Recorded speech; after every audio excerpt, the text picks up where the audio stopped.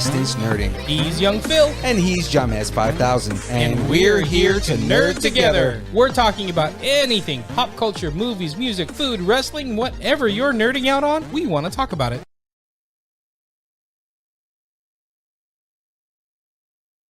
Hello. Hello. What is up, Soju? Nothing. Just doing a lot of nothing during this quarantine. We are live right now, right? What's up, Kyber Cave Army? What is up, world? This is old Soju. No, that direction, I guess. That's old Soju right there. And I am Ark. And we are from Kyber Cave. Woo! This is our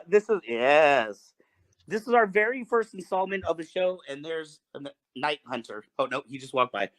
This is our very first installment of a brand new show that we are calling Saber Rattle, and it's going to be a weekly show.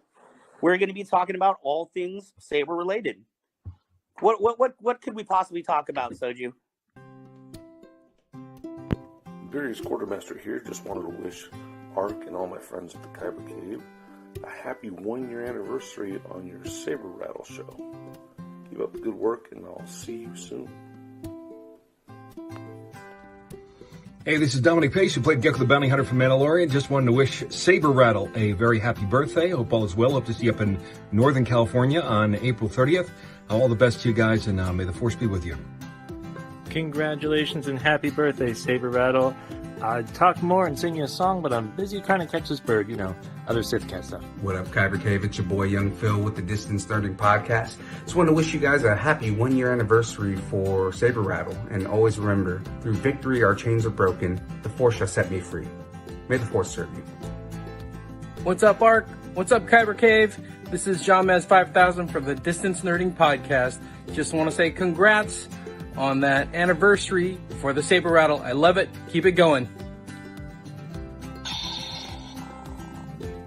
Happy birthday to Saber Rattle. Here's to many more.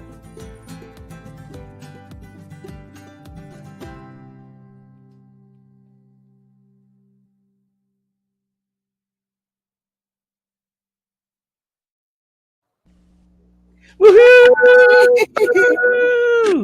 Woo! Holy goodness, that was quite a different show a year ago. It is hard to believe that we have made it this far. When we first started off, this was just a way to keep Kyber Cave's name out there because the doors had just closed for quarantine, and Chris and I were freaking out, wondering what we were going to do, with all this free time we had. And look at us now. How you doing tonight, James? See, and look, a year later, I'm still getting this wrong. This, for those who don't get to see him too often, is our wonderful producer, Mr. James Kiser. Hello, everybody. He is always in the background. You don't get to see all the hard work that he puts into the show, but every week he's going out and finding artists for us, getting videos set up for us so that we can have an exciting flow of the show to watch. Lurking behind the scenes. There he is. And this is Phoenix. Hello. Hi. And of course, that means this is Flannelgo. Oh, yeah, my wife cheated on me with my tractor. I'm sorry, what? Wow. How is everybody doing tonight? Happy 1-year anniversary, guys. It's so funny because when we started, you guys are all brand new family to the show from where we started. But I will say that James Kiser, I believe you were the first guest that Gary Ripper interviewed for our show, which was how I met you originally. Yep. Back a while ago. I remember your other host. That's right. And that other host we have tonight, what is the name of the show tonight, Phoenix? It is the Throwback Takeover. Throwback Takeover. And what that means is we're going to have some of our past hosts here on tonight, and they are going to be doing interviews for us where we would typically be doing interviews. We're just gonna have some fun with our 1 year show tonight. Hey, much, there's my Robert. buddy Robert. And actually, what? Oh, thank you. I wanted to point out that's actually somebody I wanted to talk about. Funny how that works out. You got to check this out. Look at this. I don't know how much you're going to be able to see on camera. Yeah, a little higher. There you go. Well, I got to show. It's a long thing. This is my sexy saber bag, specifically made for me. There we go. It's got my sabers in it. It's got, of course, a nice, beautiful patch there. Some may recognize that logo, but it's got all these wonderful pockets in, and he specifically built a hole so that I could put my crossguard saber, because I often have time finding bags that will actually accommodate that. So this bag was built for my specifications. Robert is actually one of our sponsors, and we want to thank him. Ezra actually got a really cool bag made by him as well. So if you want to get your own bag made, you can contact Robert. His name was just right there. Wait, Robert, I have a question. If I buy a bag, can you engrave Sasha Banks on the thing? Sadly, I'm sure he could do that. You see, there you go. That's the beauty. And those bags look like they've got a nice spot for a 9-iron too. Yeah, this is a multi-purpose bag here. The one that he made for Ezra, Ezra's doing a Boba Fett cosplay, so he's got a water bag that with a hose that goes up to his mask. With mine, I had extra pockets added in, so it was so cool how custom that he was able to make those. So I want to, since we've got James on here, and we don't often get to talk to James. Of course, you're going to set up our flow of the show tonight. I'm not sure who that could possibly be, but why don't you tell people what exactly you do and how do you go about doing it? Ooh, I'll show that off later. How you go about doing it, like getting people to be on the show. Sure. So I've been pretty active in the flow arts community for quite a while, and for those of you, well, you guys have been watching the show, you know what flow arts is. It's all of us who spin around the nice flashy lightsabers that you guys, or that a lot of people keep on their shelves and throw them around out in the woods and stuff and do all kinds of cool things with them.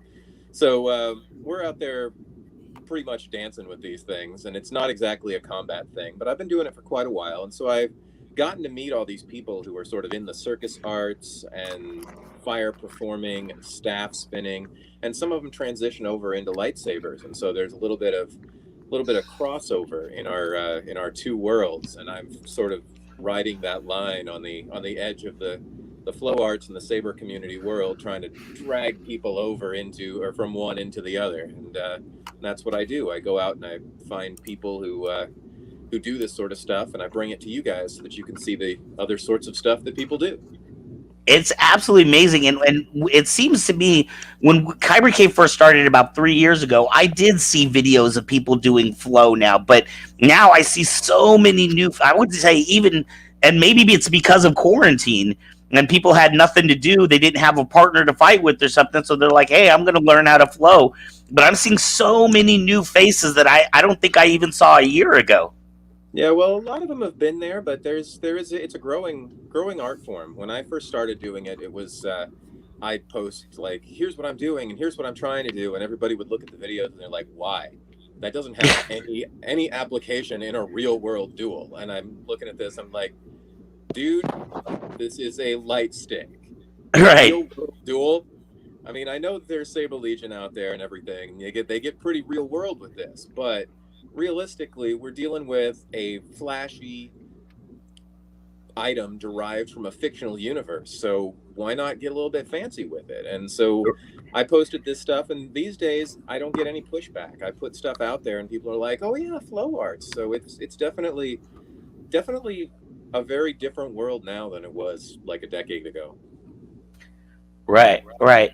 Especially well, why don't you tell us a little bit about what we're about to see here?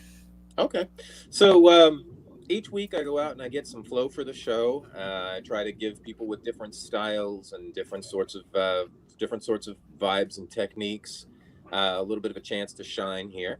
And so this week I went out and I found somebody that I've known for quite a long time, and figured I'd get you guys a video from my oldest and dearest friend. So here is bearded me from like a week ago, before the clean shaven here. So bearded me from like a week ago, doing a little bit of Jark High. So those of you that's people who don't want to get into the Star Wars lore would call it dual wield, but if you really just want to nerd it up, it's Jark High. So of course we want to nerd it out here. Where do you think you're at? Oh yeah, well, a little bit of Jark We High hate fighting. nerding. So this is what I do in my backyard in the afternoon. So I guess that's about as much setup as I can give you there. All right, roll that film. Go ahead.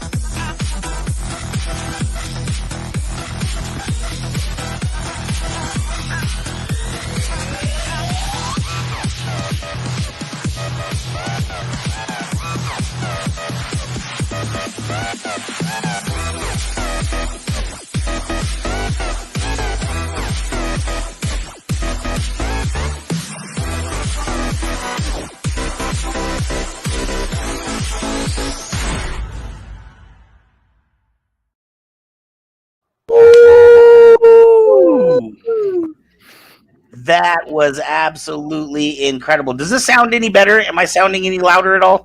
You are louder, yes. Yeah. Oh, thank you. I found a magic button on the thing. I am.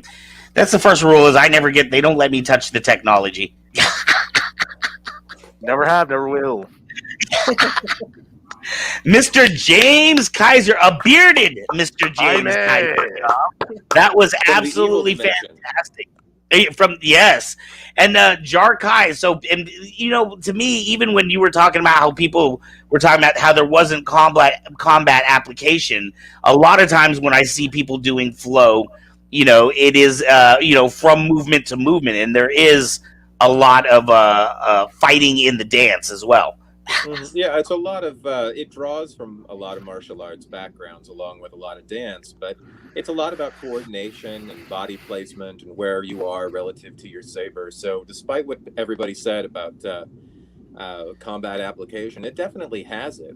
I know a lot of people who do the flow art stuff, and then they also go and put on the armor and beat the heck out of each other. So there's a lot of crossover, and it definitely does help. But if you're face to face with somebody, there is absolutely no reason to be flipping a saber up over your arms and trying to catch it over your head. That's a good way to get yourself stabbed. I absolutely agree with you. Thank you, Mr. James Kiser. We appreciate all of the wonderful work that you do. bringing us incredible videos every week. Even though everybody doesn't get to see your beautiful face, both with the beard and without the beard, we definitely want to thank you for everything you do and celebrate our 1 year anniversary with you. Yay, 1 year. 1 year, I know. It's amazing. Like, this all started in a panic situation, and we just kept going. All right, do we have is Gary backstage yet? The Gary Ripper is here. Gary, ooh, all right. So I am going to go ahead and introduce Gary, and then I'm going to let Gary introduce our guest. I am very, very excited. This is our Throwback Takeover show, and this is our first Throwback host, Gary Ripper of the renowned Ripper Blades, worldwide known beautiful blades, sparring acrylic blades. Everybody knows Ripper Blades. We, for a long time, were very fortunate to have both Gary and Veronica, his lovely wife, on our show, helping out with this show. And it used to be I would do 1 week and then Gary would do another week and we would flip it back and forth. So but you know, Ripper Blades is always busy, so they're doing their own show on Sunday nights. So we are so excited that Gary would come back for our 1 year anniversary show. Please bring up Mr. Gary Ripper. I don't know where he'll come up. Maybe he'll come up. Hey! How you doing? It's a hectic day today, man. Yeah. You see me? I'm in my car. My phone was missing for a while. We're still at the parking lot. You know, we couldn't find my phone, so found my phone. You know. But you know what? As a professional, this is how we do it. We make it happen. If it's got to be from a phone in a car in a parking lot, there will be a show. Oh, yeah. As a good literature says, the show must go on. That's right. It's only right because the first episode, and I watched the whole thing because of you guys, and I wanted to make the video good. There's a whole like 5 minutes of I can't hear you, sorry. Like it's absolutely hilarious, and you're like, I can't find, I can't get the camera to work. So this is just perfect. Advertising the way it started. We're coming back full circle. I was trying to make it happen the way it was before. I wanted things to be very real. Yeah. I didn't want the authenticity. I really wanted to participate. In fact, we're not in the shop or in the office yet. We didn't get a chance to get there. I mean, like, we are like in the middle of Havasu still. I mean, like, I got my car light. Oh no. So, He's a professional, ladies and gentlemen. A professional. He can work anywhere. You got to, if you're performing on stage, man, your wigs fly off, you got to keep going. That's right. Exactly. This is me with no wig. Well, hey, do you know? Did you see the name of our guest tonight? Did you get a chance to check any of that out? I didn't check it. But they got a military helicopter just flew over us. Happens they got an airport close by, so. Sorry, I couldn't hear what you said. Did you say something about the name of the guest? Yeah, did you get a chance to check that out? To be honest with you, I did read it, but I don't remember anything because I usually have to have you worked with me before, man. You know I gotta have that right with me. Right. Well, you're going to be talking to Mr. Anthony Degirolamo. Sorry about that. Anthony Degirolamo. His last name was so unique that it made me really forget his first name. We were trying to pronounce his last name. So how do you pronounce it, Anthony Degirolamo? Degirolamo. Why don't we just and ask him himself? All right, so drop everybody but Gary out, guys. Whoever the director is. There we go. Okay, I'm by myself. What's up, Gary? Hey, what's going on, man? Hey, what's going on, man? It's no joke. You do have like a lot of lightsabers. Yeah, I just counted them. There's about 65, 66 and counting. I got about 4 or 5 on order right now. That 2 are being installed. So yeah, there's quite a few. But hey, it's a passion, brother. And you're just getting started, really. I've been collecting since, I want to say, 2004, when Master Replicas released the first their first, which was Anakin from Attack of the Clones. Yeah. And Yeah. ever since then, it was like Master Replica. They were, they would release one or two like a year. And Right. I was fortunate enough to pick them up as they were being released. And it just snowballed from there, man. It was like, I was born in 74. So I remember having the old lightsaber toy back in 78, 79. Where it was like a flashlight with just a plastic tube. Of course, that broke back in the day. Right. But ever since then, dude, Star Wars, this right here is Star Wars, and that's all it's Yeah. about. I mean, like, do you have any old school like L wire blades, like from like Park Sabers, anything like that? I do. I do have a couple of Parks that I got. I want to say probably 20 years ago at Comic-Con. Wow. They're not displayed. They're upstairs in my office. But this is my Right. workshop. This is my workshop. I run a little 3D printing thing on the side, so it's kind of cool. So, but yeah, this is the shop. When people come and see me, this is what they see. Wow. What's your favorite design? I mean, okay, let me just take that back.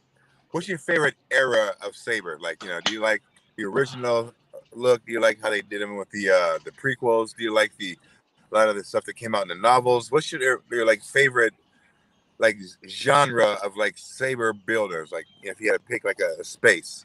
I was fortunate enough to get this, something that I've been wanting for a while now, which they just re-released on a pre-order. But this little bad boy right here is probably my favorite. Phoenix Props. Hold on, let me get it in camera here. The original Ezra Bridger. The staple gun. This, I've always loved this design. For some reason, it's just been, Rebel stuff has just been a passion of mine ever since the cartoon came out. But I mean, anything from A New Hope to even the prequels. The prequels introduced the Jedi Council. So you had Jedi after Jedi after Jedi. So you had different designs that wasn't just the standard Graflex. You know what I mean? Rather than prop builders taking an existing item, they designed them from the ground up. And that was where I want to say the cool factor came into play. The lightsaber was part of stuff in some way. Very, very true. Rather than them scrap something that was used for a practical item, they designed them from the ground up, and that's amazing. Okay, with that kind of in mind, like, would you prefer to have a Canon lightsaber or something that would be custom made that you would like design, or like someone that you like or know in the community that would design? Which one would you prefer? For me personally, I would probably prefer a custom, but for collecting, I prefer the Canon stuff. I mean, I got every council member that has been made. I've got Rebels. I've got stuff from Old Republic. You name it, it's up there. I even got some. There are a couple customs, the Disneyland ones, the legacy sabers that are up there, up in the top.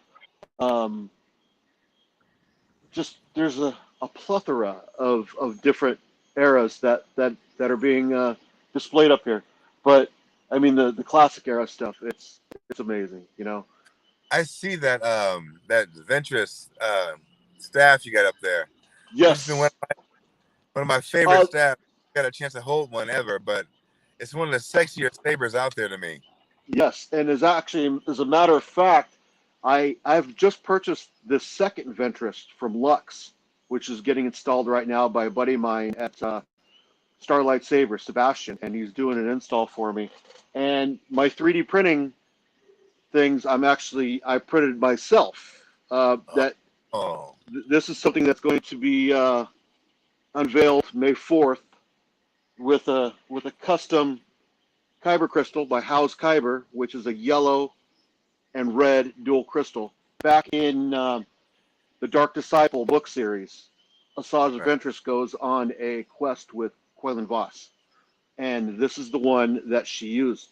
And this is also, if people can recognize this, in the season 7 of Clone Wars, Maul has this with his side, yeah. On his side. So There's this is a story something that behind I'm. What's that, Gary? There has to be a story behind that. There's a story behind that, but we haven't figured it out. We know where Ventress got it. She got it from the black market, but we don't know where Maul got it. We don't know where Maul got it. So, but yeah. That's pretty cool. That's pretty Yeah, cool. very cool. Nice print you got there too. That's a really nice print. Thank you. Thank you very much. It's resin, filament, and the cool thing about it is it works off of the Disney Savvy's chassis, so it's completely take it apart, change the crystal, whatever you want to do to it. So this is the original Savvy's chassis that I've painted black, of course, because you need the black underlay. But they're all individual pieces. I mean, this customization has become by far the coolest thing ever, and everybody's doing their own sabers. Everybody has their own design, so we're all putting our own little stamp, our own little 2 cents into the community, which is phenomenal. Which is phenomenal because you got so many different companies out there that are producing sabers. It's just amazing. Amazing. I heard it was very limited, and now the branches that are spread out from the tree is just ridiculous. Like, you talk Absolutely. about. I used to work across the street from the headquarters in Walnut Creek, so it was a treat to go walking by there and stuff. But what we do nowadays, what you're doing is fantastic. So how long you been 3D printing saber hilts, and when was the first time you decided to do that with the Savvy Workshop stuff? I started, I want to say, about a year and a half ago. I got my first 3D printer.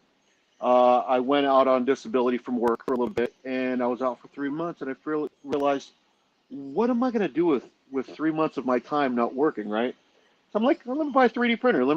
I wanted to build an Ever saber, and that was the first saber I designed that retrofits on the Savvy's chassis. Right. So I designed it. It works. And, got a lot of feedback on it. So I bought my first 3D printer, sold a few things, bought my second 3D printer, sold a few more things.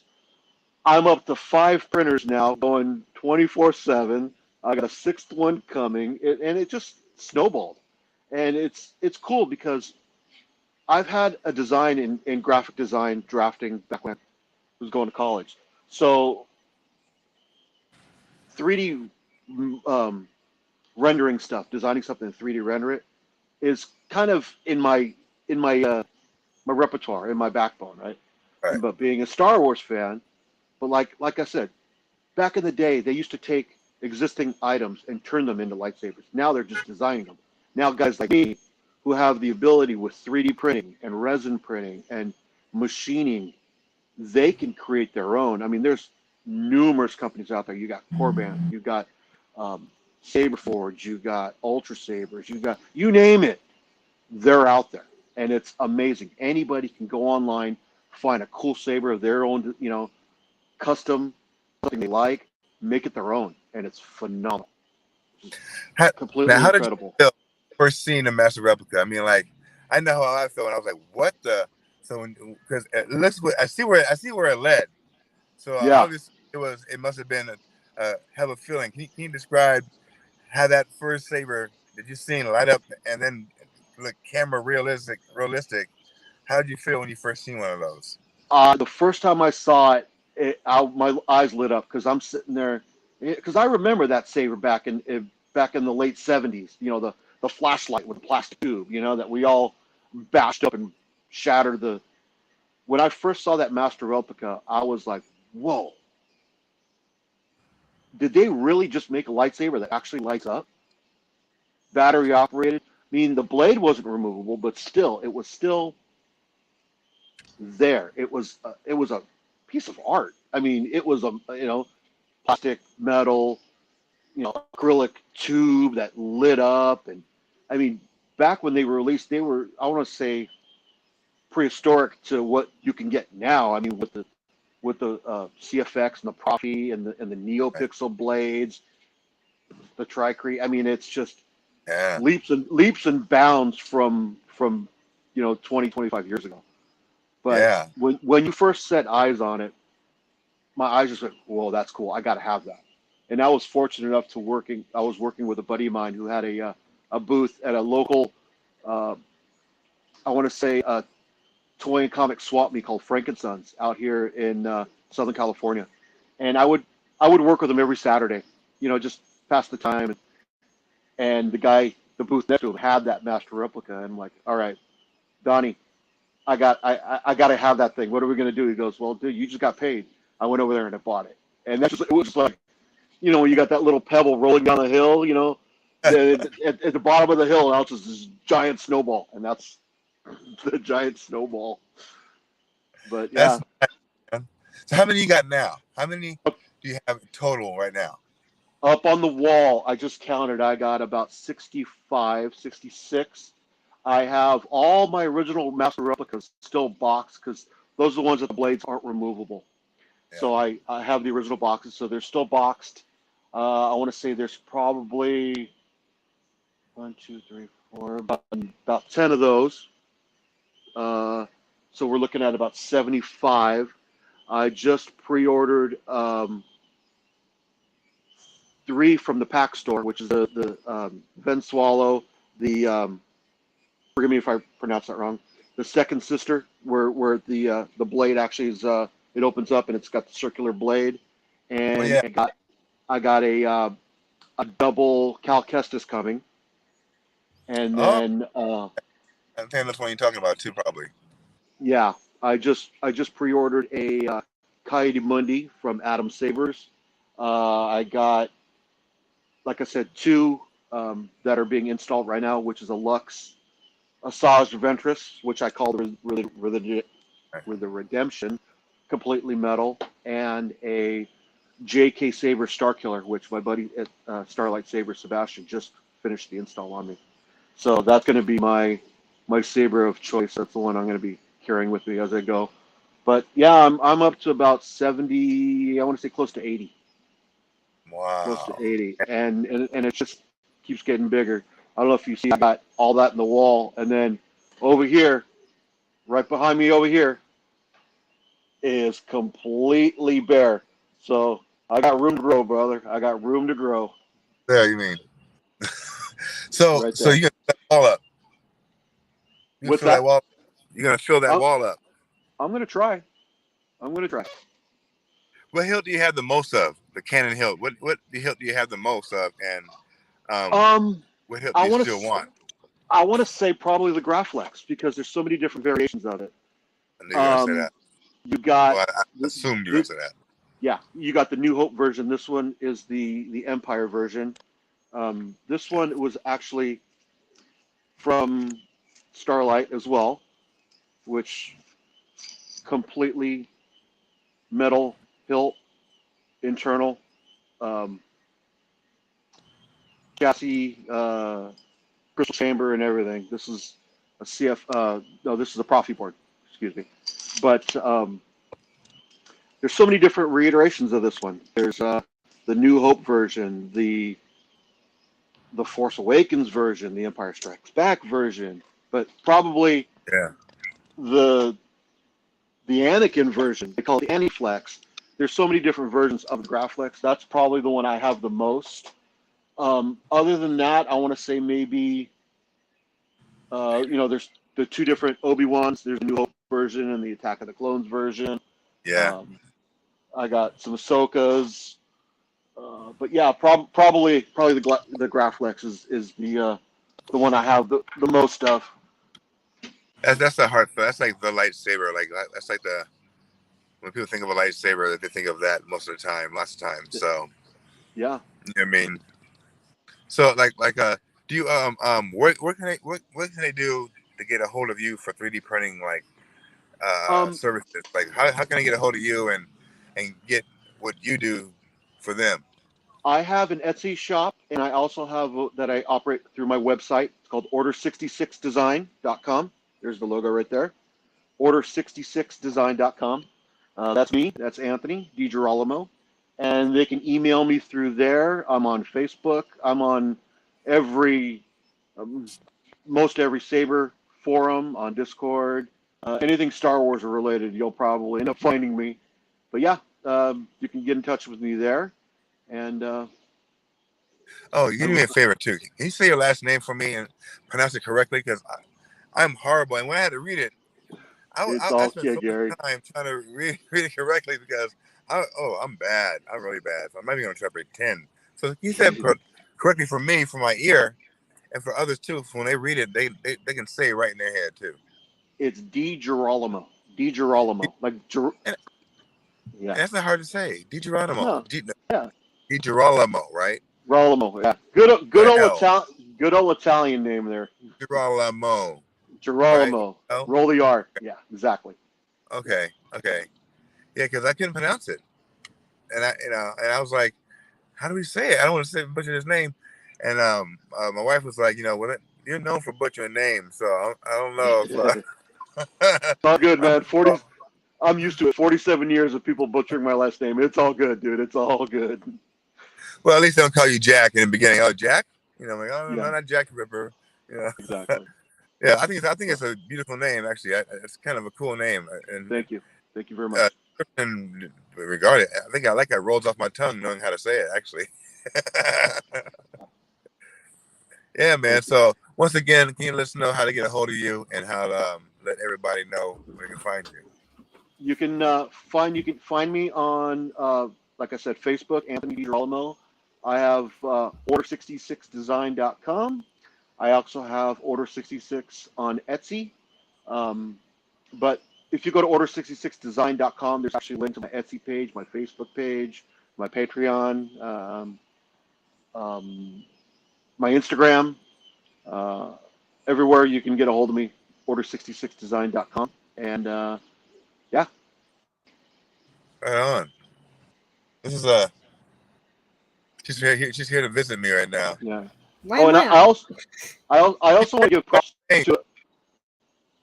to give props to a really good friend of mine who's quasi family, who was a past guest on your show, Mr. Dominic Pace.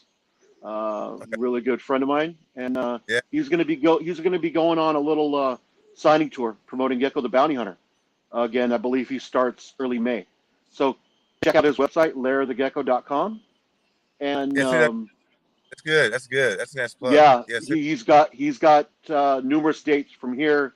I think he's going all the way to the East Coast. I think he's got 20 or 30 different stops that he's gonna pay everyone a visit to, promote small businesses. And me and Dominic are really good friends and really good dude. And catch him on his tour. And like I said, past member, gotta support the cause.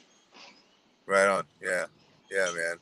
Man, it's nice to meet you. You know what I mean? You too, Gary. You too.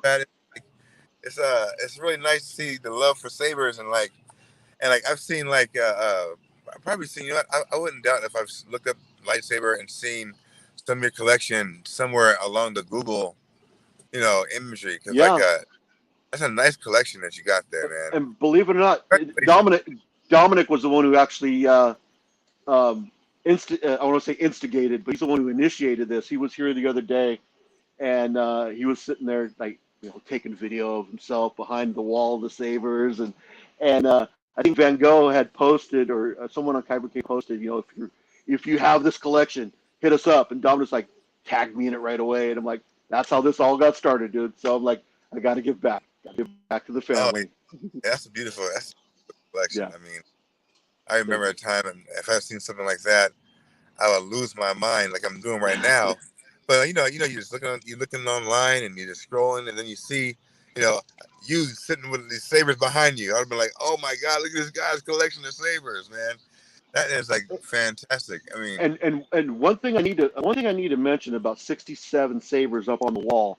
I want to say there's only maybe about 5 of them that are empty hills. They all have electronics in them. They all work, which is quite a feet. If you ever, not just batteries, but if you ever can imagine if those who are getting into the hobby can, the custom saber can range in price. And you know how they get pricey. But yeah, there's only about five or six of them that are empty hills up there. Other than that, they all function. Yeah. For now. Yeah, right on, man. Thanks a lot, man. Let's see if Thank you. I wonder where Van and them at, because they were just here and then she vanished. There you go. Hey, what is up? What is up? Hey, I actually had a couple. I had a couple of questions. We got a couple more minutes on this. Gary, thank you so much. It has been fantastic to see you again. We missed you doing interviews on the show, man. Yeah, I mean, you see how late I got over here this time. Well, it's been fantastic. I wanted to ask you, when you were talking about, one of my questions was going to be on how many of those, because I know this is not a cheap hobby at all. Oh my gosh, I totally spaced out. Can we bring down just the two cameras of me and sorry, there we go. There was a hilt I was looking at on the wall. Yeah, absolutely. So all of these, you said that you have these installed. If I were to say to you, oh, I see a Sauvage Press on there, you've got so many incredible sabers. Would you be able to say, oh yeah, that one has a crystal chamber and that one is a golden harvest board? Do you know are you able to look at each saber and know what you have inside those sabers? Sadly enough, yes. Yes, I do. I can tell you right off the bat. A lot of them are the Disney legacies that they just released at Disneyland. So those electronics are, the standard. But yeah, I can probably point up there and tell you what's in what. Yeah. And do you cosplay? Not yet. I'm starting with the 3D printing. I just started to have a little lull in my orders, so I started printing up some Mando stuff, some gauntlets, and some shin guards, and some chest plates. But of course, you're going to cosplay the one character that doesn't carry a lightsaber. Not yet. Oh, I've always had the man in my blood here, man, and it's forever ingrained in me. But there hasn't been a Mando Jedi in a long time. But that Mandalorian does carry. You do know this, so. And that is on order as well, Gary. Don't I purchased the Hasbro version coming out, so I gotta try that one out. Yeah. So you got in there on time. I pre-ordered that one. The minute it was on, I was like, on the computer. Try again later. Yeah. We're all sold out. Pre-order or nothing. Yeah. You gotta wait, even for pre-order. So we're waiting to get that one too. Yeah. But Van, we haven't seen a Mando Jedi yet. We have not yet. So you may. I'm working on it. Oz Vizsla in the lore, right? In the lore. So now, do you go to cons? Do you go out and do you show off these lightsabers, or do they always just pretty much sit on your wall? No, I do carry them with me. I'm an annual pass holder to Disneyland. I live about 20 minutes away from the park. So once they opened up Galaxy's Edge, I was there. I want to say, sometimes 3 times a week. That must have been work. Oh my gosh, it was amazing just to walk around and just, you know what, you would go there and just grab a bite to eat, or just sit around and just bask in the glory of what they built. It was like you're on planet, and it was just, you would always have, I want to call it my sidearm. It was a lightsaber on your belt. You know what I mean? And you didn't feel right walking through Galaxy's Edge without having something hanging off your belt. But I bought something, and yeah. So your first night that you got to go into the park, of course, I'm sure that must have been a monumentous night, a night that you've dreamt about since you were a child. What was the very first saber you took into the park? I didn't bring one with me, and I'll tell you why. Because the first time I was there, I booked a Savvy's experience. So I knew I was going to build one there. So I built one of the Savvy's hilts. I don't know if you can see it. It's all the way sitting. Let's see, third. That's number 63. That one right there. That one right there. Okay. Yeah. Okay. So I knew I was going to build one there, so I didn't want to be walking around double packing per se. You know what I mean? So. Right. Okay. Well, so your second day, the day that you brought your first saber that wasn't, one that you bought at the park, the one, because, the first one you bring in, I'm sure was probably one of your more favorite ones that you wanted to show off and let people see was a cool one. What was that saber you brought in? It's in parts, and I'll show you 1 second here.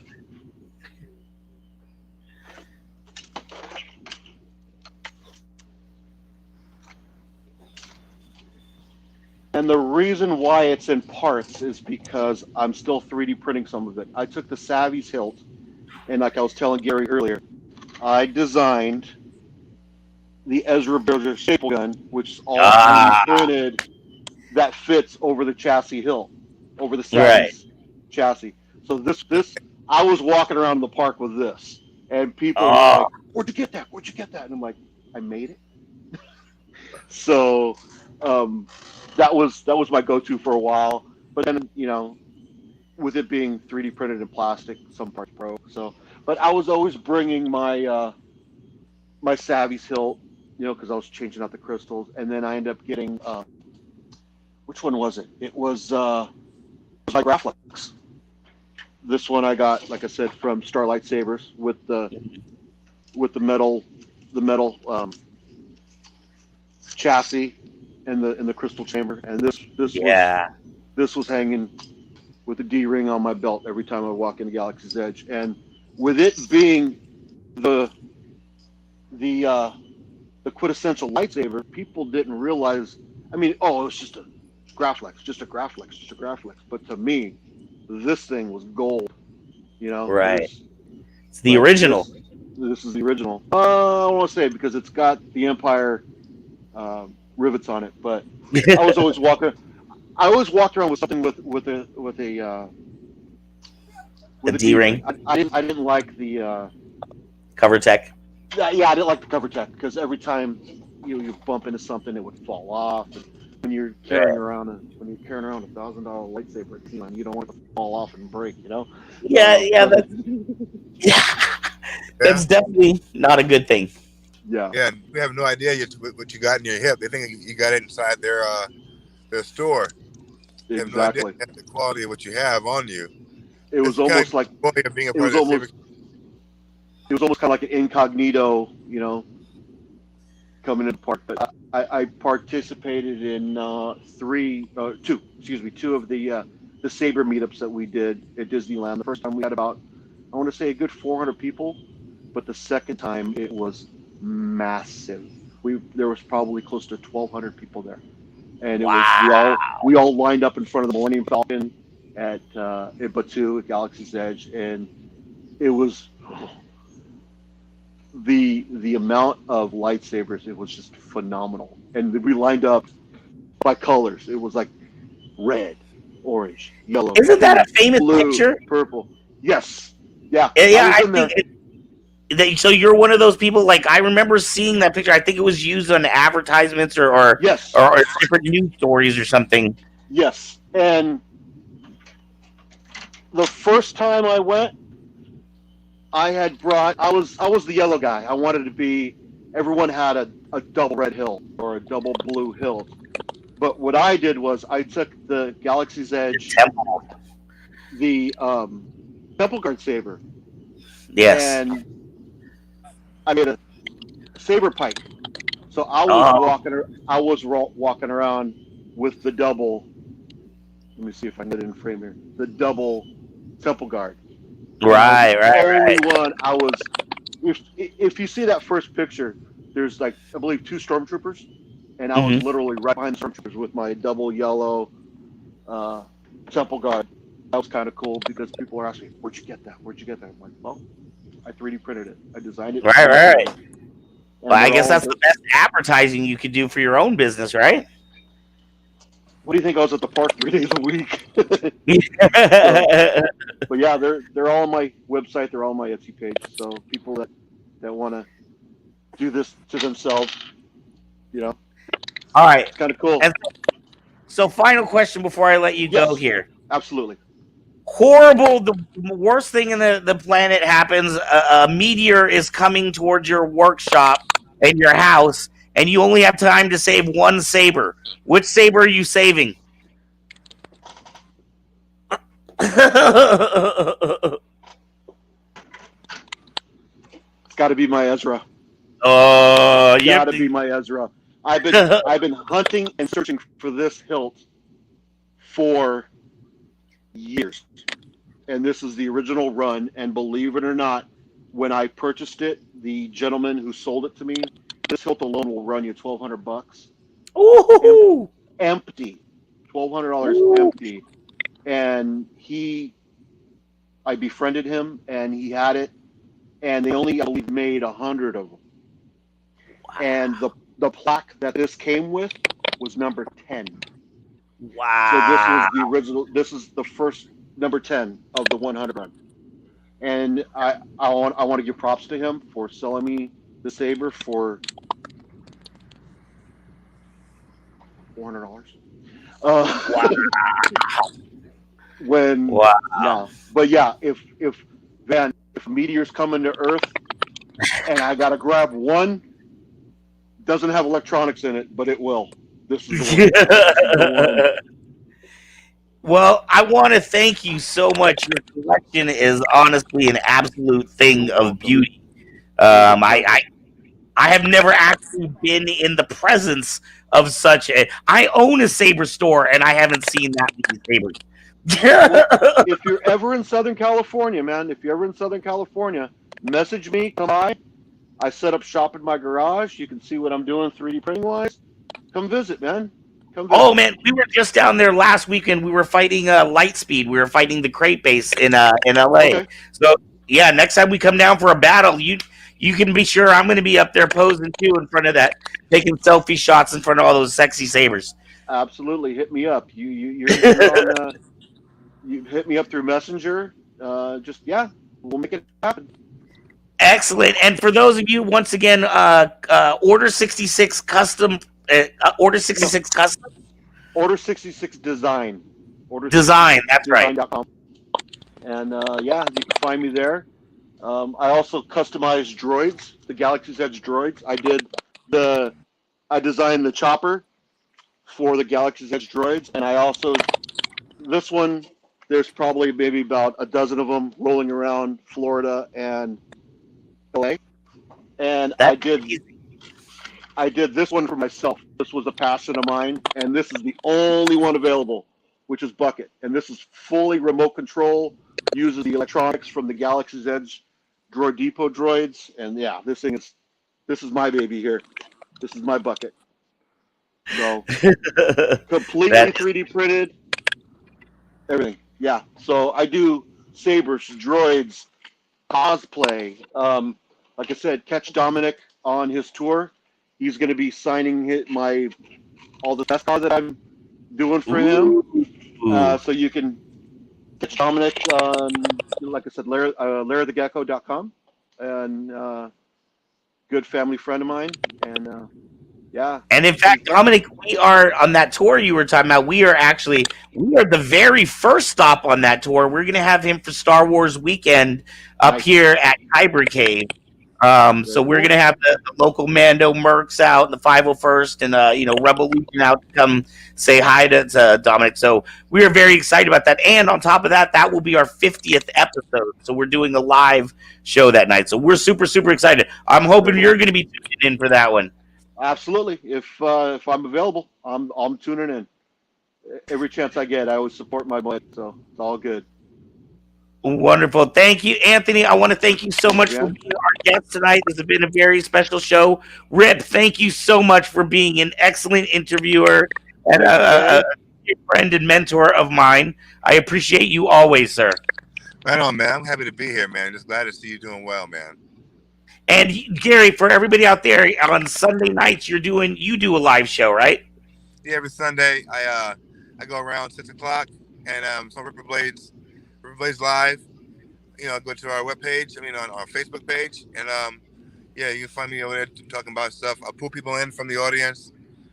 And you can win a blade every week right now. So tune in as much as you can, because people who tune in, the more who comment and tune in, they have a chance to win a blade of who knows of what variety. All right. Hey, Anthony, do you own a Ripper Blade? Not yet. Oh, wow. Well, tune in, man. You can win. Absolutely, Gary. I was looking into getting one of the Dark Saber blades, but I ended up, ordering. I got my Star Killer hilt, so that took up a lot of funds there. But very soon. So Star Killer hilt is very important to get, my man. You cannot not get a Star Killer hilt. If you have that kind of collection, yeah. It's important. Not complete without it. All right. Well, I want to thank both of you guys for coming on this evening on our 1-year anniversary show, and we will see you again soon. And the best of luck to you, Anthony. I'm gonna come visit you when I'm down in LA next. Absolutely. You can guarantee that. Peace out, guys. All right. Peace. Take care. Where are we at? Take it easy. Thank you, Rip. All right. Where are we at, Phoenix and Vic? We back. Woohoo! How would you like to have a Saber collection like that? I need my first one first. I just tell my credit and my debit card goodbye. That's what I. Yeah. I was looking at that wall and I was like, "Oh my god, that's a Ferrari on that wall." The man has a luxury vehicle on his wall. That's probably the down payment on a house. my college education, at least a payment for my college education. I own a saber store and I own 4 lightsabers. I'm really surprised you don't have more. I'm surprised you don't have more Arc, really. Exactly. Why not? You know what? I'm okay. So for me personally, I am very particular. Like, I'm the type of person where I like to find the perfect thing for me and I stick with it. I go with the same thing. I've got my saber for flow. I've got one for light speed combat, one for heavy combat, and then one to show off at cons, and then my hip saber too. So actually I have 5, but 2 of them aren't done yet. So then that's it. That's all I need. Okay, I see you. I'm a simple man. Oh, sorry, my mic's getting out of control here. Hey, is Mr. Cope backstage? Do we have Mr. Cope? And he is. In fact, yeah, you'll recognize him from the beginning episode, guys. He's who you're talking to, right? At the beginning? Yes, that is Mr. Cope. So he was actually the original. Okay, so the history of Saber Rattle. He was actually the first one to say, "Hey, you know what? We should do some kind of a show just to keep our name out there." When we had to close our doors, and then we sat down and kind of came up with an idea. And I immediately contacted Gary. Gary Ripper was our first guest, and we already have a relationship with them. And so it just kind of was born from there. Are we doing ticking first, or are we going to jump into the next interview? Oh, let's go ahead and do the ticking, the talk of the town. Right. The ticky talk. All right, so I think we have 2 of them. I see one right there, and I have one that I put right here. So let's see, what's the magic one? Okay, I got it. Let's see it. All right, class. 2 weeks are up. Show me your completed lightsaber hilts. That's a lemon, Jimmy. No, it isn't. No, it is. Of course. I'm done. I'm done. I would so rock a lemon lightsaber. A lemon lightsaber. And Get to it. Yeah, exactly. And you know what is good about Star Wars? It's all the Force and all the little tricks they have up their sleeves. Well, Baby Yoda has a lot of tricks up its sleeves too. Check this out. Hey, Mom, can I show you a magic trick? Buddy, we've talked about this. No magic in the house. No, Mom, this isn't that. This is like a magician magic trick. No magic of any kind. But, Mom... Why are you arguing with me? You know the rules. No mind reading, no levitating objects, no levitating parents, no seeing if your powers make you fly faster than your dad's jetpack. I told you that was a bad idea. You're a big help here, honey. No, it's different. I want to show you an illusion. The last time you performed one of your illusions, the downstairs toilet flew into the lake, you set the coffee maker on fire, and you made me forget how to drive. No magic, do you hear me?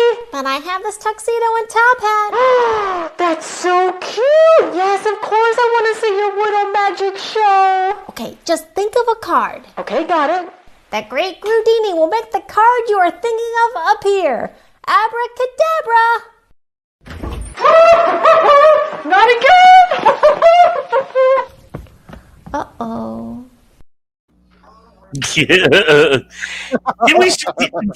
Didn't Ezra show that one last week? Did he? No. No, he did not. Did he not? Did I see that? No, he didn't. Hey, you know what I thought was kind of a funny thing about that video in general? What? I thought it was funny that the mom was a scout trooper and you had the Baby Yoda, because at the end of season 1 in Mandalorian, like the scout trooper was like the most hated character in Star Wars because they were punching Baby Yoda. Yeah. Maybe there's some subliminal stuff going on. The guys who the comedians, I forget, I'm blanking on their names right now, but apparently they received death threats. Oh yeah, man. Yeah. Oh yeah. Y'all gotta chill out with that stuff with the actors, man. Stop. Leave these actors alone. And in fact, if they make you hate them so much, it only goes to prove how good an actor they are. Exactly. So leave them actors alone, all of them, and even the weird looking Marvel guy. All right. So hey, before we get to our last segment, I do want to show something off. This just came in, and Dawn showed it to me. This is gorgeous. Look at that etching, Nathan. This is for you. This is for a customer named Nathan. This is a design that he asked for, and then check this out. This is even crazier. This is the other shroud he wanted done. Wow. And it's hard to see because of the reflection, but that's the Jedi code in there, written in there. In Arabic. Nice. So these are different things, Kyber K projects, and when we have our own production line, these are things that we can do for you too. So I just want to show up. I'm very excited. Nathan, they're coming home to you, baby. Yeah, I was about to sing a song that actually goes with reflection, but I can't. No copyright. Dang it. Oh, yeah. See, we got to worry about copyrights. And that is the beautiful work of... This is by our tech, Mr. Don Patry. He is our lead tech at Kyber Cave. He also owns his own saber company called Dark Side Sabers.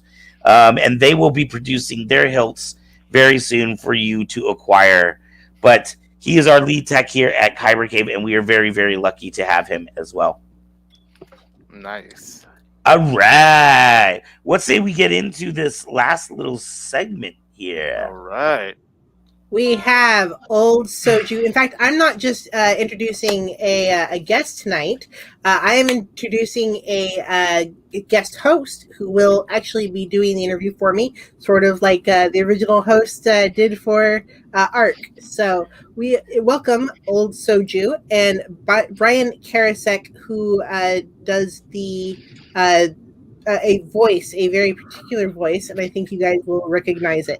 Let's bring out Old Soju and Brian. Woo! I'm ready for Kyber. I'm ready for Kyber. Hey!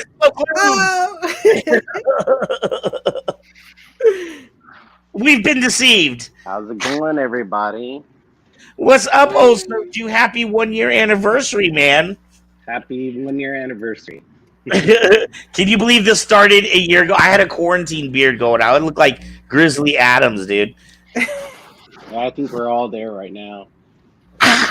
In fact, are you wearing his beanie? Better by now. Oh yeah. You're wearing his beanie from the original show. Oh yeah, I was wearing the beanie originally. Yeah. Yeah, I was trying to be like you. I looked at the video and I'm like, let's do the same stuff. Oh man! One time I decided to let my hair down and not wear a hat. All right, I'm going to let you take it over, my man. You are in control of this fantastic cosplay segment, and welcome back. Happy anniversary! Yeah, thanks for having me. Woo-hoo. All right, All right. go ahead. And close us out. Take it. How have you been cosplaying?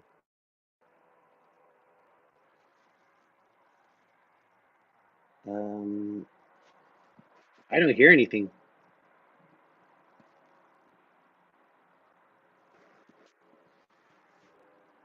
Can you guys hear him? There we go. Sorry.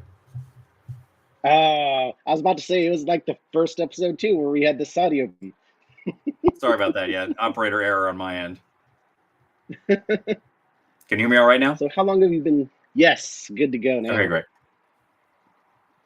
So how long have you been? To answer your question, though, I went as Palpatine for Halloween in 1980.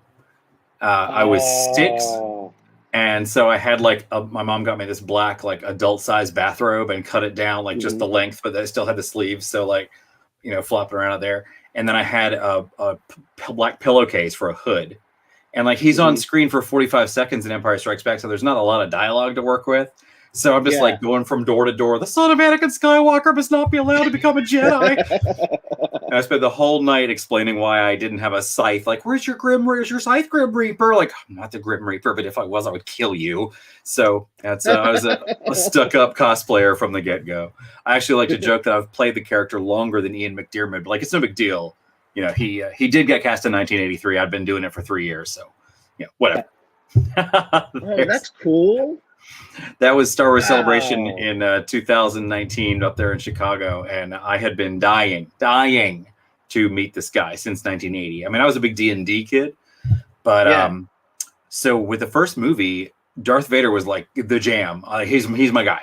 Great, evil robot Death Knight. I'll take it, and he's got some magic in him. Bonus. Like this is just like Death Knight straight out of Fiend Folio level. Cool. So I'm all set. And then Empire Strikes Back comes out, and I find out not only does my hero have a boss, that boss is an evil wizard. And like, let's be honest, if I'm going to look up to someone, have a role model, like the skinny old dude who can barely stand up, he's going to be a better role model for me, more attainable than, let's say, the gigantic cyborg Death Knight. So that's a good point. So, but it's cosplaying in earnest, I got to say, it was probably about 2016. I had a colleague who I was working on some document, and I messed up, and I said, no, that's not what I meant to do. And he said, hey, don't take this the wrong way, but I bet you could do a good Gollum. And I said, well, I'm okay, but, my wheelhouse is really kind of Palpatine. And he says, let's hear it. And he's like, you've got to get a costume. And I kind of toyed with the idea, like came in and out, but eventually just in time for Force Awakens. I got my mother-in-law made the cloak for me, a labor of love, and I have found, thank you, my undercloak is just a Halloween Express Grim Reaper cloak worn backwards on the undercloak, and then just an Etsy made cloak clasp, and just a little bit of makeup. I don't bother with the latex. I like doing character work, so putting all that plastic stuff on my face just like immobilizes me. I can't do it. There's some amazing Palpatines out there, and they do the characterization, they do the voice, the costume is on par, but they're wearing a full prosthetic face, and it's just like, you're gorgeous, but you're also a mannequin. So it's kind of like I couldn't do it. My costume isn't up to par enough that I can get away. That I need the full face thing. Like I'm already kind of 3/4 of the way there. I'm not 501st ready. They are rightly unbelievably picky, but who knew what waffle weave fabric was? Like anyway, long story there. Shout out to the 501st CRLs. They'll get it. There we are. Oh. There is an old saying. That is cool. I've heard a few times that like the time it takes you to walk any distance in costume is generally 3/4 that of what it would take you out of costume. But then as you add other characters in, that goes down by increments. So like by the time I've got 2 stormtroopers and a Royal Imperial Guard, we stood right there for about 45 minutes. While people took pictures, and like I don't dress like this because I don't want attention. So yeah, you can take a picture. That'd be great. Yeah. Do you So are you cosplay or do you crossplay? So do you have a specific genre? Like, are you straight Star Wars or are you all? I'm straight Palpatine. I have sort of a second tier costume that I do. I call it Gentleman Vader, and that's actually the suit that I'm wearing in the picture with McDiarmid. And it's made by Oppa-Suits, and they made a run of Star Wars related suits. That's so cool. They had an R2D2 one, a Stormtrooper one. There was one that was just right. I mean, Joanne Fabric Special Order, I think, Robert. That's about all we can do. Oh man. See, it's really important too. That pose, you got that pose down right there. Thanks. Yeah, I worked on that. I wish I could do the voice better. By the way, that's a light up Darth Vader lightsaber umbrella from shopdisney.com. Thank you very much. But so Oppa-Suits, I was working with a podcast a couple of years ago, and Oppa-Suits provided us a promotional suit, and I was like, well, now that I have this suit, I got to go ahead and get the helmet. You can actually see the Darth Vader helmet on the shelf behind me there. It's just a black series, no big deal. I got it from Walmart when they marked them all down to $25, and that was just good fun. So I think you answered this, kind of, but why do you cosplay aside from the photos? So here's the thing. I gotta tell you, I am a defense contractor. And I work in a lot of government contracts. I work on flight simulators. It's a great, fun job, but I come from a theater background, and you got to fill it somehow. So it just got to be. I would play around with voices. I was that kid who kind of grew up singing along with the cartoons. Smarter than the average bear. I'm always trying to match up. That sound. Whatever that sound is, and try to hear the music of voice. And that's and Palpatine and Gollum are really fun. So I got into it. I gotta say, I was watching The Last Guest, and it's a tough act to follow, but I did actually bring a saber on. I wanted to show, since this is kind of a saber. Now this is, before I show it to you, your Last Guest is a tough act to follow, but I think I can do it. One sec, let me. Nice.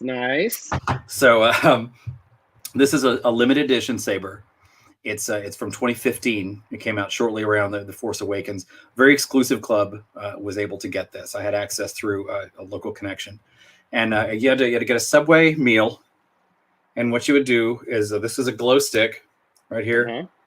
I'm just kidding, guys. I brought a Subway meal toy on here. What I actually wanted to show you was my Corbanth Sidious. This is the one I had to go with. And I must admit, I don't have electronics in it yet, but it was a gift.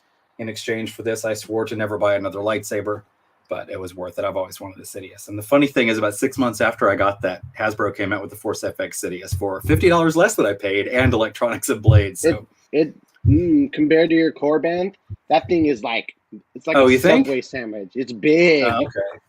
See, like my stud saber, really nice. I have this. This is an Ultra Sabers. The title is Dark Monarch, and I thought that was pretty cool. And I'm disappointed that it has no batteries, because I have a sound font on it, which is just me going. Because I think it's funny to have like a full volume, a full saber that makes noises like your voice. And my favorite part is on the idle noise. It'll sit there for 30 seconds, and it's just me going.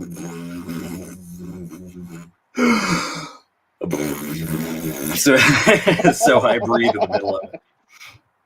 But anyway, those are my only two real sabers. I have a couple 3D printed versions and one that I just got from resin and hand painted, but it's all just Sidious, so you've seen the best one. Yeah. So let's see. What would you say is do you remember what your first convention was? Yes, the first convention I went to was Orange County. The Orange County Convention Center is the Oak City Comic Con. Yeah, Oak City Comic Con. It's in Raleigh, North Carolina. Mm-hmm. And then, it was. Go ahead. No, what was your feelings when you got in there and you dressed up? I know the first time I did it, I was like really uncomfortable. Oh, I was stoked. It was essentially the first time I'd been on stage since college. I'm 47, so that is a year or two, and so it was just an unbelievable feeling. Because when I'm in costume, I try to do it. I try to be in character. If I figure, A, I do like playing like this, but B, someone who comes to a convention, you pay $15 and $18. This is like your thing for the weekend, maybe for the month, if there's a group of you. And you know, if you get to every costume you see, you want to take a picture. And I think it's a lot more fun to engage as the picture being taken. Like, let me give you a little bit extra. For example, if I may, I will, when someone asks me for my a picture, I never say yes, because of course I want you to do it. We're going to take a picture. Yeah. But I think it's ever so much fun to say, it is your destiny. And so these guys will come up, and I'm gonna leave the hood out. This is fun. So folks, like, I will talk dark side stuff to them while we're talking. And so here in Chicago at the Celebration 19, I see this family. Here it is. I see this family, and I overhear conversation, so I hear their names. And then about an hour later, I'm hanging out with the Darth Vader. And the thing about Darth Vader's is they're wearing, that's too much. They're wearing about 15 pounds of plastic. You know, they can't hear, see, or breathe. It's, you know, it's a lot to deal with. So, and if I walk up to them, I'm going to sit next to them. Must be my lighting here. Sorry. If I stand next to them in my bathrobe, I'm comfortable as can be. And now we're stuck. Like I said, with the Imperial Guards, like me and Vader, I'm just going to have to excuse myself before he's allowed to leave because a line forms, and it feels great. And it's so much fun to give that back. So anyway, out of politeness, I don't know a Vader personally. So any Vader I encounter is a stranger. But this is what I set up. And I told Veronica about this. I wanted to tell you a story. I've been dying all day. I set this up at the North Carolina Comic-Con. I live about 20 minutes from the venue. So I went there first, a day ahead of time. And I talked to the head of security. And I set this situation up so that the first day I was there, I'm just hanging out. I got my cane. And a Vader comes up to me. And usually I'll just give like a Vader like a one shot. I like yelling at a Darth Vader for not doing what the last Darth Vader, what I told him to do. Like, I don't know how costumes work, and it's all Vader to me, right? I'm kind of getting old. It's kind of get on. And I see here, Lord Vader, this is ridiculous. I've told you 3 times already. I told you once when you were 2 people, once when you were a black woman, and once when you were a little heavier. And I tell you again, find Skywalker and bring him to me. So, and then, they go off. But this guy was special. He came up to me and he took a knee. What is thy bidding, my master? And I know the answer to that, right? It's rise, my friend. And I tell him, go to Concourse B. Find the one that is called Trish. She shall instruct you further, my apprentice. Do not fail me in this, Lord Vader. You know well the price of failure. And then Vader goes off to Concourse B and finds Trish, the head of security, who has an envelope inside of which are 3 $1 bills and a note from me saying, V, obtain for me Sour Patch Younglings. I have foreseen they are out of Skittles. And he brought me back Skittles, and he took a knee. And he presented it to me like Holy Writ, like he'd found Revan's holocron, my master. I have done my bidding, my master. Rise, my friend, my good and faithful servant. You have served the dark side well, and the dark side will serve you. And he says, through the voice changer, I wasn't expecting this, man. At that moment, I will always have that moment, because not only did he and I have a great time, everyone saw that happen. Like we had that first engagement and he leaves. I've sent him on an errand, and people, what happened? They waited. Like I had people waiting for him to come back. Do you think he's coming back? I'm not sure he's going to come back. What's he doing? Do you guys work here? Are you with the con? It's just so much fun. And that kind of moment. Yeah. It's great. But so I digress. So this one girl, I overhear a conversation early in the morning at Celebration. And so I know this girl's name when she asks me for a picture. It is your destiny, youngling. Step forward beside your emperor. She stands next to me, and while her mom is taking the picture, I say to her, it is inevitable the dark side will lead you to my service, Samantha. Already you have taken steps on a path that will lead you inexorably to my side. You will rule the galaxy by my side, for in time you will call me Master. And my photographer caught her face exactly as I said her name. And I don't think a funnier thing happened to me throughout all of Celebration, because she's just like, I'm done. He knows my name. It is time to go. So I'm going to get a picture for you guys in just a second here. I meant to send this on. But yeah, that was just such a rewarding moment.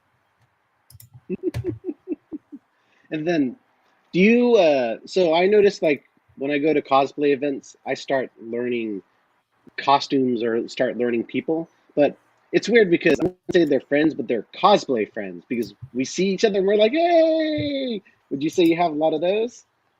I do. Yeah, I do. I met an Ahsoka cosplayer who is unbelievably good at it. She's a Call Me Snips cosplay. She is the only cosplayer I've ever seen who does a dark Ahsoka out of the Mortis arc from Clone Wars. It's unbelievable. It's just amazing. There's our young friend. That face. Right as I said her name. So that was a great, and that's moments like that are why I do that, like just to mess with that Darth Vader and then Samantha there. It's not a real name. Will be forever have that moment. And she swore, she's like, I'm done. I'm out of here. This isn't what I wanted. and her family just left. So it's great.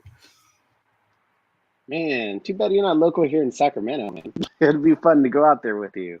I have such a good time. I bring, whenever I go to a show, like I'm a defense contractor. I mentioned I work for a small company, Lockheed Martin is what it's called. I travel quite a bit for that, and so I was actually in California, San Diego, for the premiere of Rise of Skywalker, and so I went out in the rig. Excuse me, I'd been spoiled on it on purpose, so I knew what was happening in the movie. So I went out there in costume, and at the end of it, like we learn that Rey is a Palpatine. And so I'm out there in the lobby and I'm fielding questions. Now people love to talk to you as if you're the character. And so they're like, hey, you're here, dude. You signed up for this. So how could you, how did you? And I just, how could you have a grandparent? And I stole this joke from Adam's Family, I admit, but. And then me ma kissed Pop, and the angel told the stork, and the stork flew down from heaven and put the diamond in the cabbage patch, and the diamond grew into a baby. That old Uncle Palpatine can get it. So yeah, we just have a good time with it. Oh man, yeah, we did that for when Force Awakens. Me and my buddy Vader Kev, I went in my Plo Koon. He went in as Vader, and we had a guy that was Kylo Ren. And there's a bar right next to the theater, and they saw us all kind of bringing our stuff around. And then the guy was like, come on in. He was giving us free drinks. We're all like, woo, in our costumes. That's great. He fell asleep in the theater because he was like... That's funny. My wife is very, very tolerant. I call her Star Wars adjacent. She's been to every film with me at midnight. I'm in costume. She's not. She's like, who is the tall, hairy one again? That's R2-D2, right? And sometimes I think she's messing with it, sometimes not. Like I'm not really clear on it. But we saw Rogue One in England on premiere night with one of the Death Trooper actors alongside. And my wife fell asleep during the show. No problem. We just come over from Paris on the train. So she was exhausted, had a long day. She wakes up after the movie, the credits roll. She says, what happened to that little girl's mom? So that's where really 5 minutes in, that's okay. But, we go to horse shows sometimes, and she doesn't make me ride the horses. So I love her for even showing up. It's great. So there's no chance you're a Jedi at all? No? So here's the thing. I read, I'm in a lot of Star Wars groups, as you might imagine. And actually, I'm kind of glad you mentioned this, because one thing I find interesting is a lot of people will talk about Gray Jedi. Have you heard of this? So if I were a Jedi, I think it would be kind of like 6 of one, half a dozen of the other. I'd like to say I'd straddle the line. But the thing is, with the dark side, it's not like a tool that you can use for good or evil. It's not like, if I can make the analogy, it's not like a gun, where a gun, you could use it to defend your home, or you could use it to rob a bank, right? So, but to continue that analogy, this gun, is talking to you all the time. This gun tells you how much you deserve that money, much more than anybody else. Why do they have all that money? Why don't you? You're a better person than them. And if you had all that money, if you had the money you deserved, you wouldn't have to worry about defending your family because you live in a better neighborhood. What a loser are you that you have to live in this terrible neighborhood because you don't have the guts to rob that bank.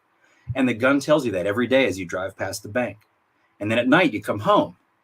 And one night you have to defend your family because there's an intruder in your home. And the gun is like, finally, but it misfires and it hits your kid too. So you defended your life. You killed that intruder, but you hit your kid. And now your kid is in the hospital. And now you got all these bills piling up. And every time you look at this kid, the gun is like, I told you, should have robbed that bank. And then the gun starts saying, there's other ways you could save money with the situation here. I mean, he's suffering. And that's the dark side. So I got to say, I think I would go with the Jedi. You got to, just to be safe. Right? So I hope that analogy didn't get too dark there, but I've had some time to dwell on that topic. So that's just a little theory I have. Like you can't argue that the dark side can be used in a good way, because the dark side is pitch and everything it touches is sticky and black and gross. So as much as I like the costume, got to go Jedi. Do you so when you go out with your groups, do you have people that go as Jedis too, or is it strictly Sith and all that with you? I actually don't have a group that I go cosplay with.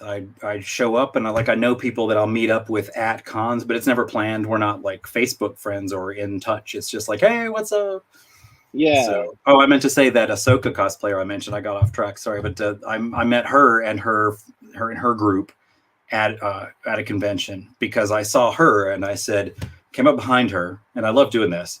I'll just like appear behind you and you hear this in your ear. I've been waiting for this moment for a long time, my little orange friend. And she's like, okay, where are you from? Like you got to meet my boyfriend. Like, so she's now married, I think, to an Anakin who was great. And I had met him, oddly, I had met him earlier in the day where I'd been shopping and I got no peripheral vision, right? So I'm just like looking at a table. I hear off to my right, what is thy bidding, my master? Well, I know the answer. It's go to the Mustafar system, do what you must, and bring peace to the Empire. And he's like, dude, I didn't know. Like, I had the face on and the eyes, and he's just, I didn't know we're doing it for real. Hang on, I gotta shake this off. Hang on. So yeah, that's that sort of moment again. It's just what I go for. But no, I'm sorry, I digress. But to answer your question, I'll meet up with anybody. Like, I'll strike up a conversation. I will walk up to a Jedi, and I love doing this one. And again, I stole this joke from Veep. So I'll walk up to a Jedi and give him the eyeball. Master Jedi. And he's like, Lord Sidious. And I'll say, I was just admiring the quality of your raiment, Master Jedi, and I thought in the spirit of the evening I'd offer you a friendly hello in an unfriendly way. Hello, Jedi.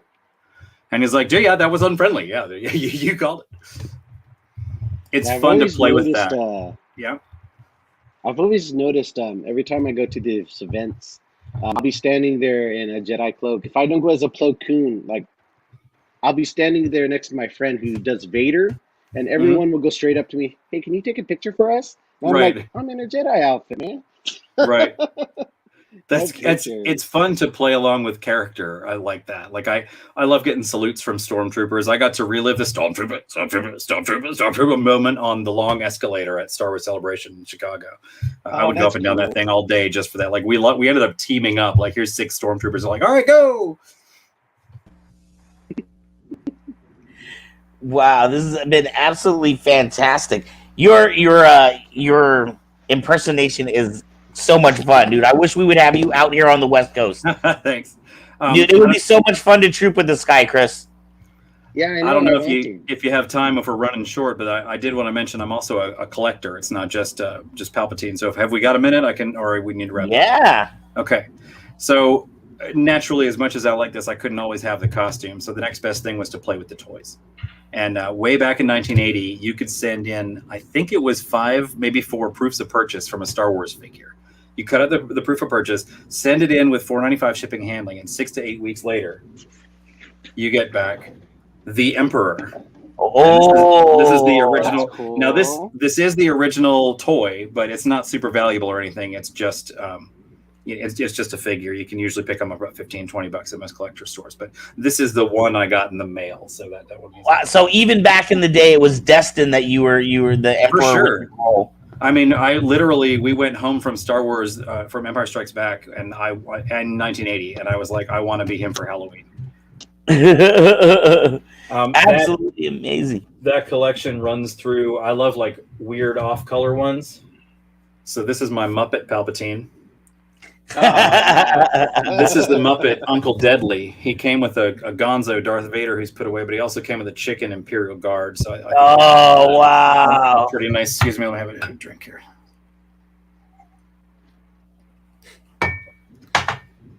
That's it. You know what? I'm still thirsty. Of course. This is a Palpatine Geeky Tiki. I love that. And it's silly, but usually like that kind of collector's item, when they start making character versions of things, you don't really get the Pixar Palpatine, but this is Sarge from Cars redone as Palpatine. You know, you can expect they might do a Hot Wheels. But the kind of thing, you know, when the Muppets start getting involved, or like Geeky Tiki, things like that, you wouldn't expect. But the figure collection goes up to wow. Oh yeah, there we go. I didn't even know there was so much Palpatine stuff. So this is a Clone Wars Sidious. It's an unbelievable sculpt. Sorry, my camera here. It is. You can find these usually for $200, sometimes $300 if they're in the Lexan. Ooh. And I picked that up at a great store in Fort Worth. Can I throw a plug real quick? Yeah. Okay, Holocron Toy Store out of Fort Worth. It's 6,000 square feet of just Star Wars. From the most recent Black series that just came out all the way back to a 1977 carded, graded Jawa with a vinyl cape, priced at $20,000. Like as far as, and they do online ordering. Holocron Toy Store. Every time I go there, I think I have a good Palpatine collection. Every time I go there, I leave with 3 things I never saw before. Wow. Road trip. One example is this Transformer. This is a licensed Transformer Palpatine, and it takes about 40 minutes to transform. It is not a well-designed toy, but it's a Palpatine, so we're going to get it. And what it does is it turns into, let's see if I can get it. Here it is. Sorry, pardon the clip. It turns into this, like Megatron-y. There it is, Megatron-y Palpatine. And I'm most impressed because the saber hilt, you'll appreciate this, the saber hilt is accurate. Ooh. Oh, nice. Which is not the case with the Stitch Emperor, which is clearly holding Darth Vader's saber. Right. And love that's Stitch. Yeah, that's a fun one. I think the coolest build that I have unboxed. Yeah, we're almost done. Is this one, which is from a Target 3-pack. But I hear you say we're almost out of time, so I'm going to press on to the big ones I wanted to show you. This was a gift from Lucasfilm marketing exec. It's a 3D etched crystal, and it turns out that I don't think she'd mind me saying her name is Lynn Hale, the head of marketing. She was the college roommate of my mom's cousin, and I found this out at a family reunion.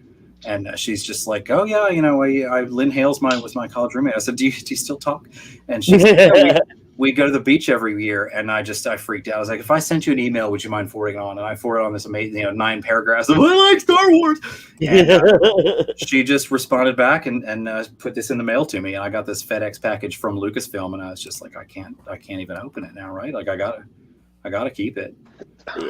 That is absolutely incredible. So yeah, that's I guess that's all I wanted to show you. Oh wow. Okay. This is the last thing I got. Wow. Wow.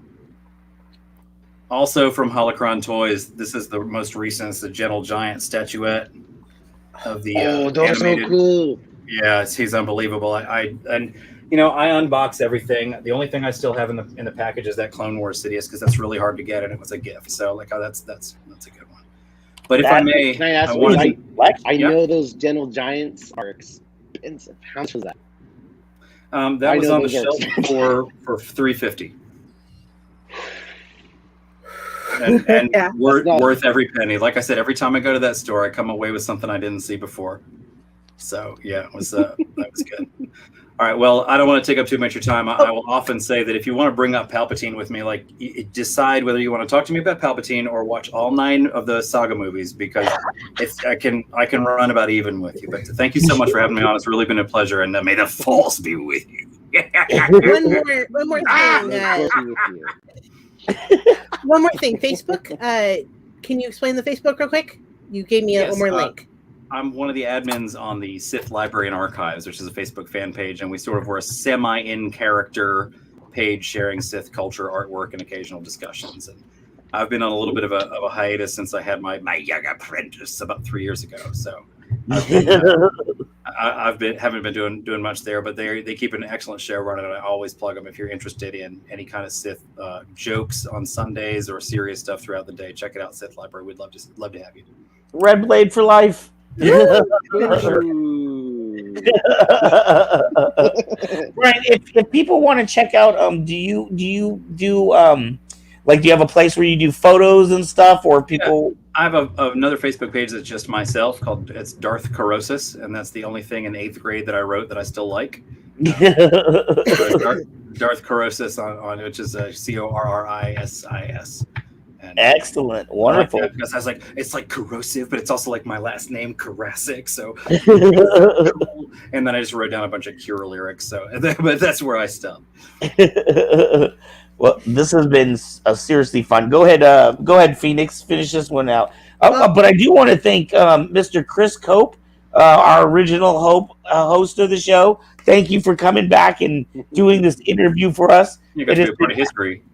Yeah, and we all got a road trip out to where you are and go check out the store. Yeah. All right, go ahead, Phoenix. I want to thank you so much for joining us on this show. It has been very special. In fact, we've run very over time because this has been so interesting and so special being our anniversary birthday. Yeah.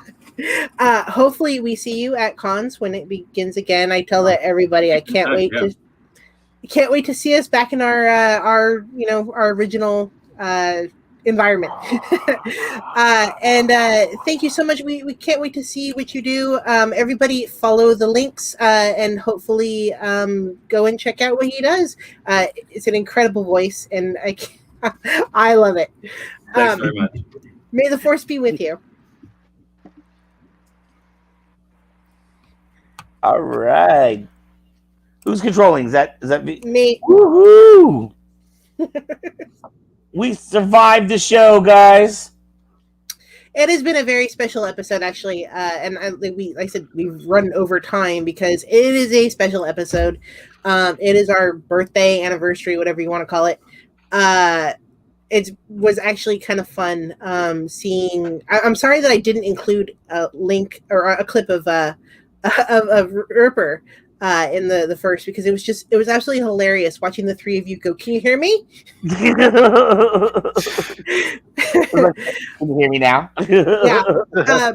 If anyone's interested in watching that episode, it is in our playlist on Facebook at Kyber Cave. It's a lot of. Yeah. We're here now, okay? Don't mind where we started. But no, this has been amazing, and I just want to say, even it's been nice being in this Kyber Cave family. I'm new. I'm the newest one, and we love having you. You and James came in at the same time. Oh yeah, did he? Okay, I think he came in a little bit before me. Did he? It's possible. I know that was the whole time when we were doing the big change with the show and trying to make it more fun to watch. Definitely. Hey, and I would like to give a big thank you to James Kiser, our Flow of the Show today, but also our Flow of the Show producer. He does great work every week, and we're lucky to have him. I want to thank our host, Anthony Degirolamo. That was the most lightsabers I've ever seen in one place, and it was amazing. And, of course, Rip and, the woman behind the man, Miss Veronica Ripper. I want to thank both of them out in Arizona for coming back on. And Brian was absolutely amazing. Oh my gosh. I love seeing people get into the character, and that was so much fun. In fact, I said that I was jealous because he got that interview, and I was very excited about that one. In fact, all of the Star Wars month, I am very excited about everyone that's coming on because everyone is as big as life. I chose the best, I think, when it comes to. So. Well, we're going to have a great month, and you can expect our 50th show, which I think this is 46. So 4 more shows you can expect. That's our Dominic Pace will be here. You can expect that show is probably going to run a little bit long, too, because that's going to be a live thing. We're still figuring out how we're going to do that, but it's going to be an in-house event, so it won't be your typical interview. We'll probably have Dominic up there talking about his experiences on Mandalorian, and then we'll film that, and everybody will be excited. In fact, I have a feeling that I'll be interviewing Mandalorians and Stormtroopers at our 50th. So, that is going to be a lot of fun. So yeah, we'll give you more details. You may have to tune in earlier. The event is going to be from 5 to 9 p.m. It's a Friday night. We're going to have tons of costume characters out here. Of course, Dominic Pace, who you saw at the beginning. Thank you guys so much for the lovely birthday wishes. Dominic Pace will be here at the Kyber Cave doing autographs and signing Beskar. all right. Anything to say, Flannel? Nope. You've been incredibly quiet tonight, Chatterbox. I know, but he did get a Sasha Banks reference in early, so. Yes. I sure did. Well, the fun doesn't stop. It's all month long. Hopefully, come join us at Kyber Cave on the 30th. And like he said, meet Dominic Pace. All right, and don't forget to check out Distance Nerding Podcast as well. Distance Nerding. Woohoo! Over here. All right, I got stickers. Until next week, I am Art Xcala. I'm Phoenix. Is Phoenix, and this. Say your name, fool. Flannelgo. Flannelgo. We will see you guys next week. Peace.